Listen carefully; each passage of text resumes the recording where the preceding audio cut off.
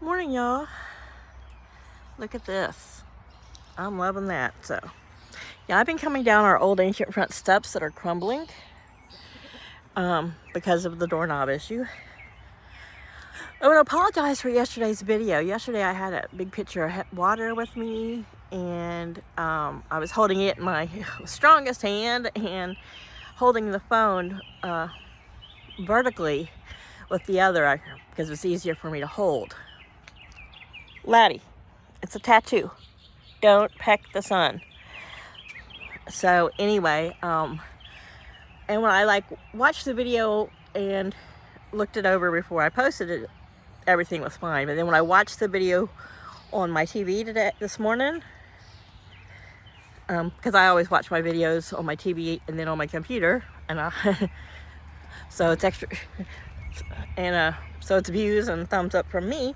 But I realized something that I had heard another creator say is that when you film vertically instead of horizontally, I see he did 2 full spins. Yes, you're a great dancer. He wants to get up on me. He's been scratching me when he does it. He doesn't mean to, but anyway, it cuts off like the top and bottom quarters of the screen, so you're only seeing in the middle. But yesterday when I didn't film myself watering, but there's Chaos. Chaos, my poultry protection cat. He likes to sleep there in the shade in the morning. I didn't see him this morning when I first came out. Today was supposed to be the day I went and had my lab work done, which it's just a walk-in thing, but Paul's not home, and it's probably about 10 o'clock now, but I was going to make that my morning walk, because it's only about a mile away, and just walk to the lab and back. And I was going to do it about shortly after 6 a.m. after I let the chickens out, while it was still cool and there wasn't a bunch of traffic and all that stuff. But it was raining, so I'm just going to do it tomorrow. And I'll probably still walk, but it's a fasting. So after 10 hours of fasting, I don't want to be walking in the heat, and I want to get it done as early as possible. They open at 6, so. Yeah, Mister. Don't make me get my little spanky stick, which I don't spank him with it, but I do push him away if he's feeling a little froggy. But a lot of people say, oh, my rooster chases me. I find if he's acting a little like he's going to follow me, I will walk backwards, keep an eye on him. He does kind of respect that I'm bigger than him. But yesterday, I noticed I had some more tomatoes. So we're going to come take another peek at the garden. Yesterday we looked at the flower garden and the lilies. And now we're going to come look at my half garden, half thistle. And I had some surprises I'm going to show you that I didn't plant, but it's coming up, left over from last year. Stop it!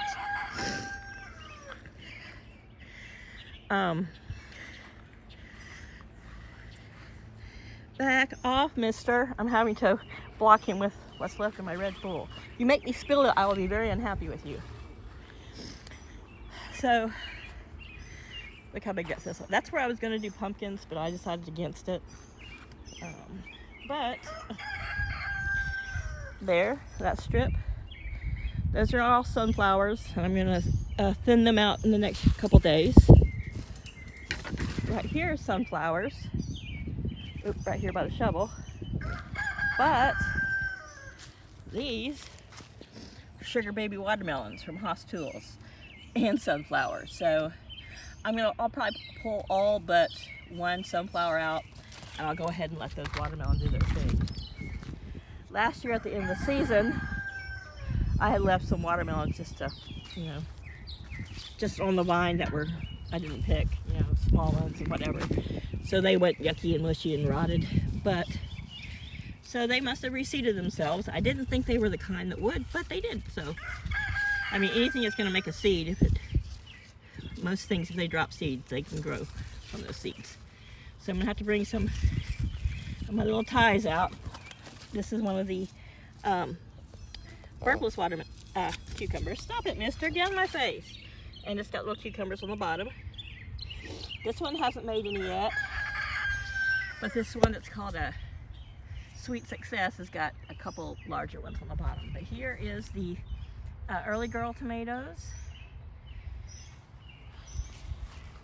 Here's some more sunflowers. And this is the cherry tomato, which I'm definitely going to have to see if I can't get this cage to poke through the bottom. But look, we got little cherry tomatoes. And these are the Sugar Rush. Last year I tried one that was called the Rapunzel. And it's where it grows the tomatoes in a big long, kind of almost like a stringer thing. And they were okay, but they didn't ripen at the same time. And anyway, whatever. I wanted to try something different. So this one's climbing up pretty well. This one's still in the awkward stage. These two are. So I have some of these. You've seen me use it on fences. You can get them you can order them from Temu. Temu's are plastic, a little more cheaper. And you can get those same ones on Amazon. But these are the ones that are more, they're silicone. And I've used some of these for several years, but they're great because they're strong, they're adjustable, they're just like a zip tie. Let me get a little closer. But they're very soft on the plant. So yeah, we've got tomatoes on these two. Now this one's the one that's called a Green Magic, I believe. That's the name. I know it's going to be a green tomato that even when ripe is going to be kind of green and zebra striped. It could be the green zebra. I'm getting to the age where I forget the names of stuff. I know, right? So for whatever reason, something about the green stalk, my marigolds, and I've never, ever, and I mean never, ever had a problem with marigolds. But they seem not to be flourishing as well in this. And it could just be that they need somewhere that I can cluster them together and they can spread better. I don't know. But I wondered what this would look like as it got big. And this is what the thistle looks like. But most all the grass I've left is dying out and burning up. So I figure by the time I'm ready to start putting in some, excuse me, a fall garden, if I'm going to be for sure here this fall, I will, it'll be so much easier to pull it out because a lot of this where it's growing is growing up through just a hole. So I can just pull it out. But I was anxious to see, well, I wasn't anxious for more watermelon because last year they just went crazy and they were everywhere. Yeah, these are my little digger gloves.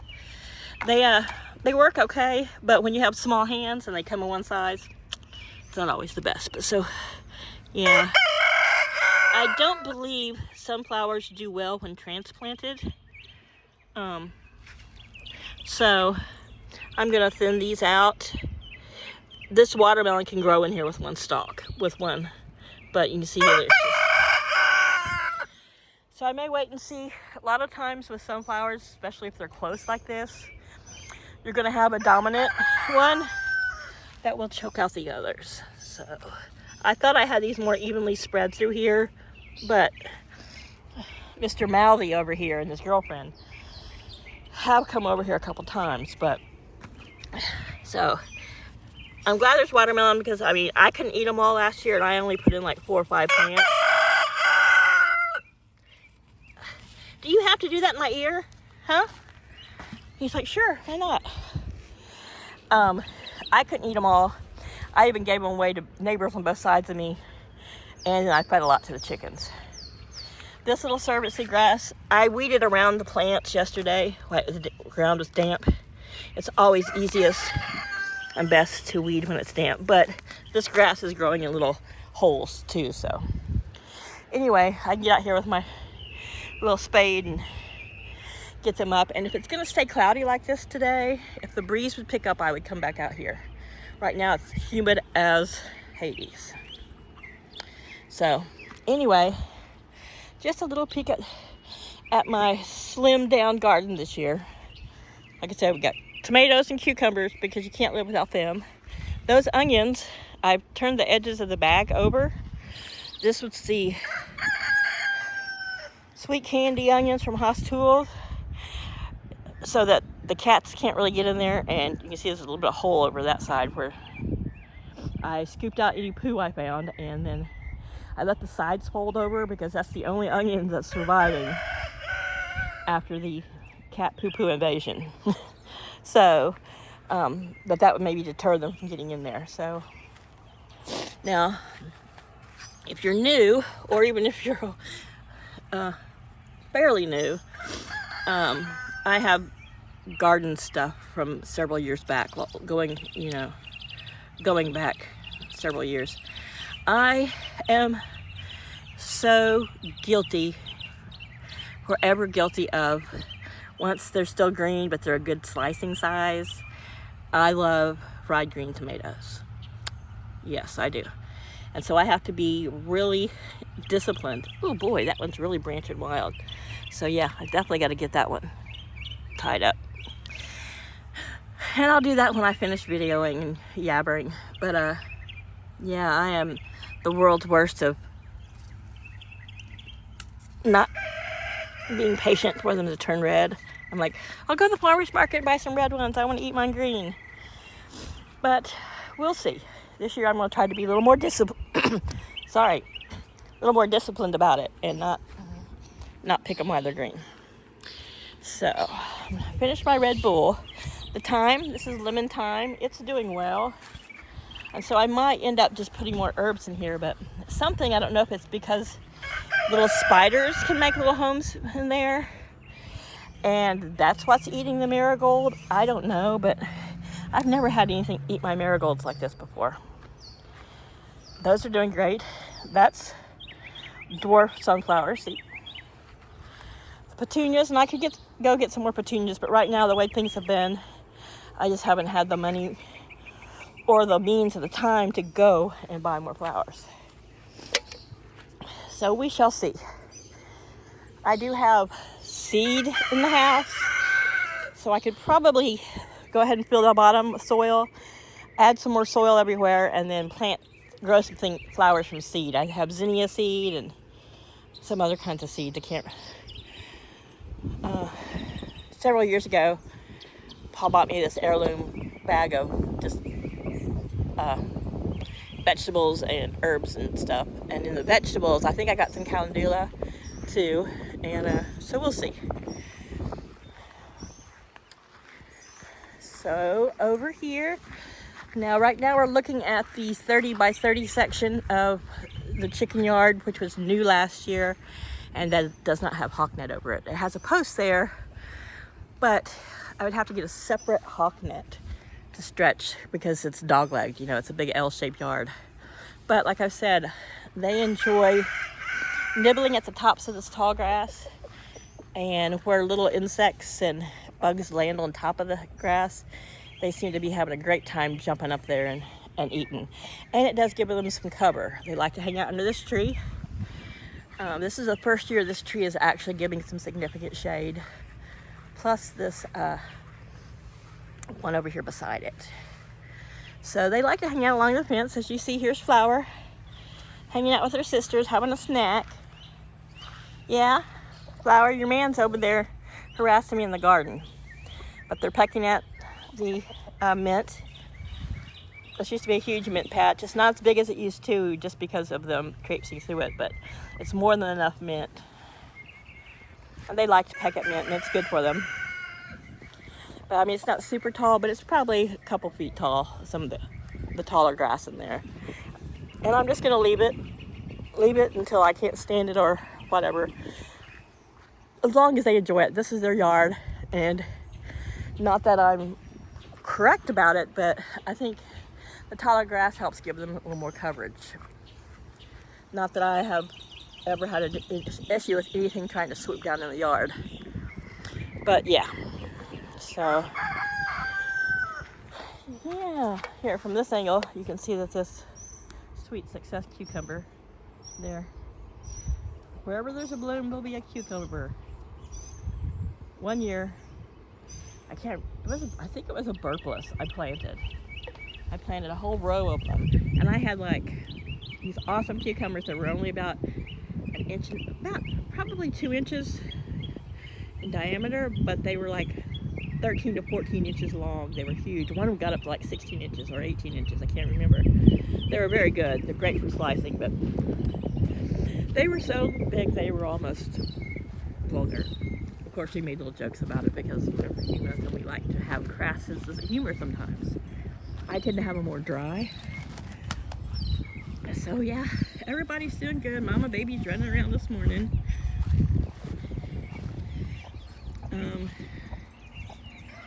Cece, as you know, she's graduated to the green dish, and after she's gotten used to that one, I took her little red one out because it's being flat. She wants to lay on it and she poops in it. And then I will move that feeder up a rung where she will have to stand to eat out of it. She stands to eat out of it most of the time because sitting on her booty like that, she's got to crane her neck over the limb. And you can't really tell from this angle, but she's not setting as flat as she is like if she was just laying down and eating. But I leave the gate open and the chicks go in and out at night. For whatever reason, Daisy, which is the mama hen, she goes and she plops down next to Cece, and the babies, last night it was raining, starting to sprinkle and kind of windy a little bit at bedtime, and you could only see a few little legs sticking out from under her, and then it's like someone had pasted little chick heads to her wings because all you could see popping out was their heads. It was so cute. Laddie and his obsession with cat food. Chaos just turned 14, so his favorite obsession is napping. But yeah, this is kind of where we're at on this Monday morning. I may mow again this week, but right now, if we don't have rain in the forecast, I'd really like to wait till I know there's gonna be some rain after I mow, because it just seems that the yard gets kind of brownish, but doesn't stop it. Maybe it's just because there's old grass laying on there. I feel bad that it's dark, but this lily is really doing well. It's a new flower opened up this morning, the wildflowers. Here's another wildflower that opened up this morning. I see some shorter ones coming through there, but I'm trying to hold off pulling much more grass or anything because I can see down closer to the bottom, like these are wildflowers here, and I could be pulling up a clump of grass and end up pulling up the wildflowers. This is the Yasmina daylily, and she's finally starting to look like she's going to start. Oh, she got her first bloom. Just stepping in this one spot that I know is just no. This is Yasmina. The Stellador. Oh, that was, it's up there on that wire, was a mourning dove. So yeah, and it looks like I'm gonna get some hydrangea blooms. Now this one I'm gonna have to come in here and pull out this Virginia creeper and this wild grape vine. I think it's really pokeberry vines. It looks like grape, but it comes away from these trees, and there's still some in the roses. And the roses are just about done blooming, and once they finish these last blooms, I'll come through here and more aggressively pull these out. I just don't want to disturb the blooms I have. So it comes out pretty easy. It's just I don't have gloves on, and I have more times than not reached in here just to do this and grabbed a hold of roses, and these are very the knockout roses are very prickly. Lots of little thorns. Some of them are big, but then some of the thorns are little, and it's those little ones that get in your hand that just are horrible. But yeah, I need to come out here with my little mower, mow this down. I don't know what this tree is. It grows everywhere. It grows wild, and it's not going to grow anymore. I just broke its neck. But yeah, there's so much I need to be doing out here, as in maintenance and weeding, and Maybe today I'll finish this Red Bull, I'll have me some cheesy eggs, and I'll have a big burst of energy, and I'll come out here and get some gardening done. Today was supposed to have a chance to shower, so there's a great, you might be able to hear it, great wind coming at me. Look how fast that wheat. This is just a cover crop of wheat, so I don't think it's like, I don't think it's something that they're going to harvest. I think it's probably something that they will plow under, or I mean they may harvest it, I don't know. I've never seen them grow anything over here that they baled, but doesn't mean they won't, you know, cut it, suck it up, and then process it to go into cattle feed or whatever. So I figure usually they do soybean or wheat. I think they alternate that cover crop, and then they do corn once this is done, and we'll have big beautiful corn. It's beautiful to look at, but it's not sweet corn. Most of the state grows a sweet Silver Queen and a sweet corn, but some of these small things like this, I think, or at least this farmer, I think these two fields, this one, and there's one on the other side of that highway over there. I got this zoomed in as far as I can. I believe they're just seed corn. It's just, you know, feed corn they're growing, and yeah. One year I did run over and sneak over and cut an ear off. I gave it to my chickens. They were not interested.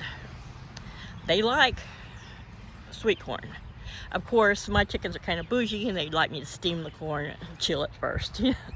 But, so, Laddie and Flower do follow me out to the front garden, but for whatever reason today, Flower's still over there on the other side, and Laddie's over here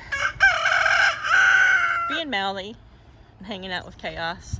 They're buds. They're like best bud friends. So I raked a bunch of this out this morning.